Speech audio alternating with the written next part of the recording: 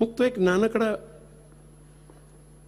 અમારે હમણાં સંતોની શિબિર હતી, એમાં આ વાત લીધી હતી. સંતો, આપણા સંતોનું અમારું એક મેગેઝિન, સંતો પૂરતું જ મેગેઝિન આવે છે, ખાનગી વાત છે, કોઈને કહેતા નહીં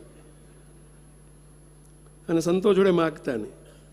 હવે કહી તો દીધું મેં, પણ માગતા નહીં. પણ અમારા સંતોનું મેગેઝિન છે, એમાંથી મને મળેલી આ એક બહુ અદ્ભુત વાત છે કે કોઈ દિવસ મોડી વાત, નકારાત્મક વાતો ન કરો. આપણને કેવી આદત હોય છે, જરા જાણજો.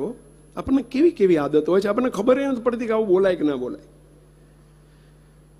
રવિએ તેના મિત્ર પવનને પૂછ્યું,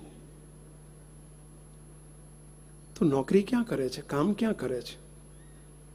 પવને કહ્યું, ફલાણી દુકાનમાં.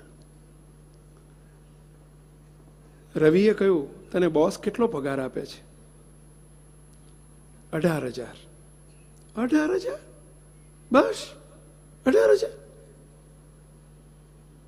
એટલે આ ભલા માણસ આવી મોંઘવારીમાં આટલા પગારમાંથી ઘર કેવી રીતે ચાલે? કંઈક વિચારવું જોઈએ. પવન ઊંડો શ્વાસ લઈને બોલ્યો, યાર મુશ્કેલી તો છે જ, પણ શું કરવું, શેઠિયો એવો માથાનો મળ્યો છે. પવને મિત્ર સાથે વાત થયા મુજબ તેના શેઠને પગાર વધારવાની માગણી કરી.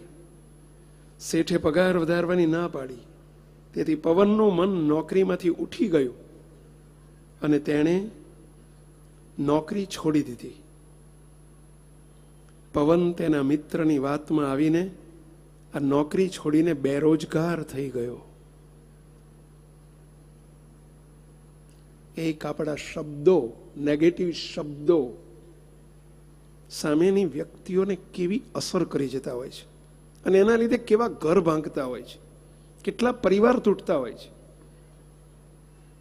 તો બહુ વિચારજો. આપણને ખ્યાલ નથી હોતો કે આપણે કેવું બોલી નાખ્યું, કેવો લચકો નાખી દીધો.